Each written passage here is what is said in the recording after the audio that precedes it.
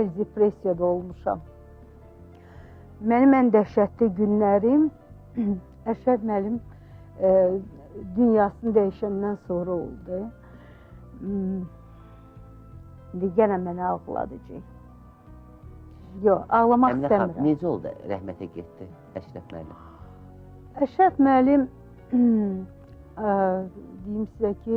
Gəlin açıq danışaq, Əşrəf müəllim olan vaxtı həm o sizə dayağı idi, həm də siz ona dayağı Əşrəf müəllim həmişə mənə deyirdi ki, mən dünyamı dəyişəndə mənə üçün sən əzab çəkməyəcəksən. Çünki bizim neslimizdə hamımız lapdan, o insultla getmişik. Çox dəhşətli əzab oldu. Bilirsiniz necə oldu? Mən 2 uşaqla qaldım.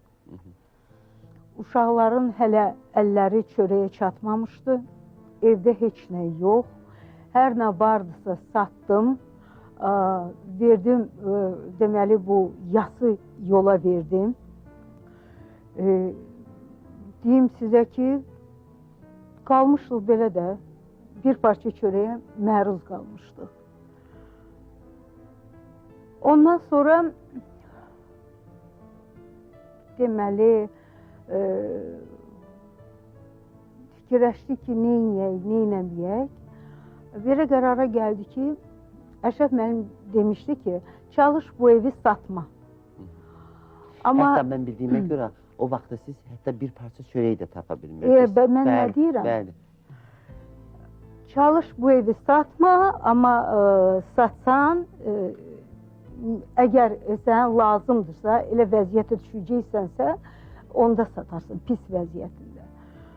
Mən də çox çalışdım satmayayım o evi, çünki teatra gedirdim, məni teatra qəbul eləmirdilər.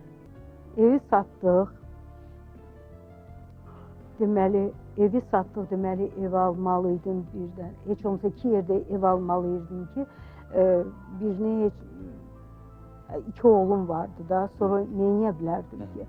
Təsəvvür eləyin ki, bu evləri satırdıq, elə yirdik də, bu ilə dolanırdıq. Axırda o evi satdım, getdim başqa yerdə ev aldım. O evi satdım, getdim başqa yerdə ev aldım. Axırda elə gəldim, çıxdım Əhmədliyə. Əhmədlidə 1 otaqlı ev aldım.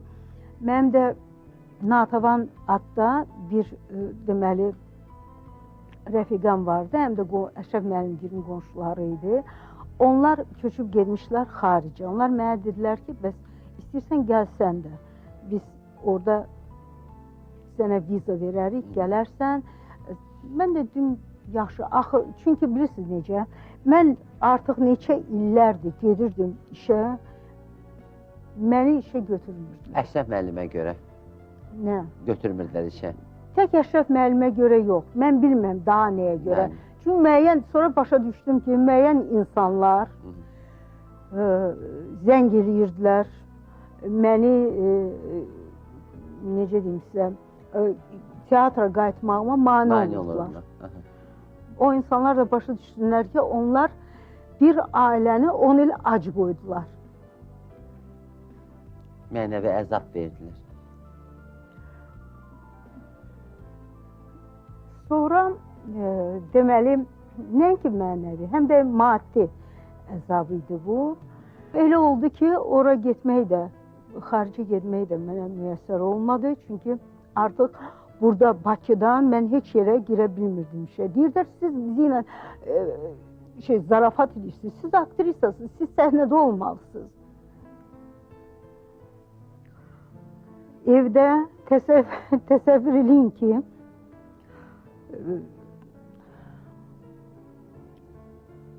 heç bir kommunal ödənişlər eləyə bilmirdim.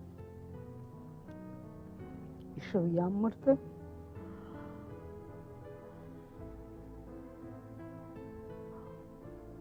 Sonra necə deyək, qaranlıqda otururduq. Çox ağır günlər idi, çox olduqca. Mənim uşaqlarım, deyim sizə də, gedib maşın yurdular, mənə çörək gətirirdilər.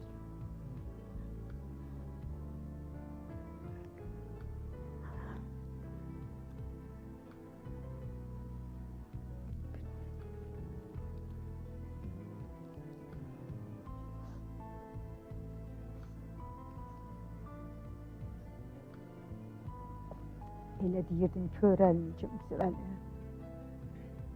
Görün nə ağıllı uşaqlar olur.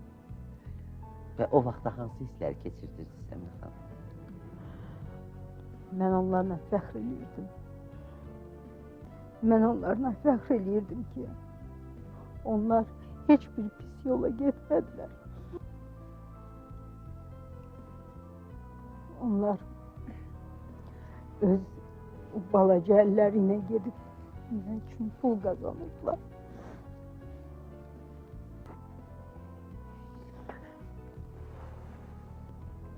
Sonra mən deyərdim ki, bu Allahın ən böyük sınağı idi. Biz o sınaqdan çıxdıq.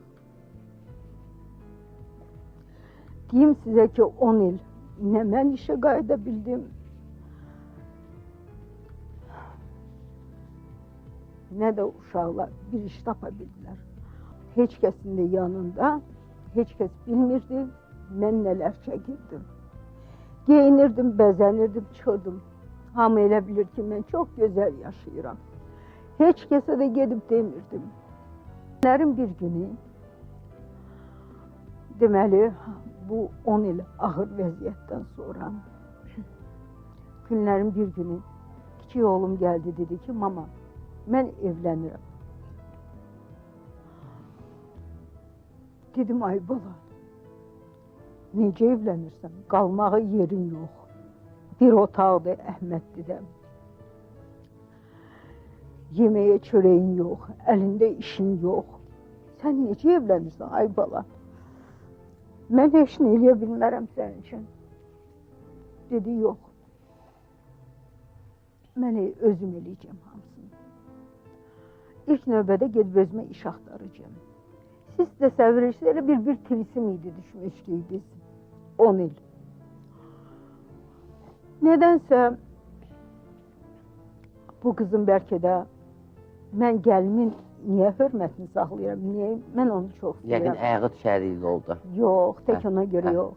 Mənim gəlinim, mənim oğlumun heç nəyi olmayanda sevib ona hə deyib. Qəbul edib. Bəli. Necə var? Bəli, olduğu kimi onu qəbul edib. Başa düşürsünüz? Mən bunu heç vaxt yaddan çıxarmaram. Deməli, oğlum getdi, nədənsə iş də tapdı. Çox gözəl iş. Təvr eləyin ki, kreditlə bu, deməli, evdə aldılar, toyunu da elədi, üzüyünü də aldı, xonçalarını da tutdu, hamısını özü elədi. Mən necə fəxr eləməyim bu uşaqla? Hamısını özü elədi. Ondan sonra daha yaxşı iş onun üçün tapıldı və o indi o kompüter üzrə deməyəcəm haradır, nədir, o direktor vəzifəsində çalışır. Çox gözəl də ailə başçısıdır. Çox yaxşı uşaqları var, elə özü kimi.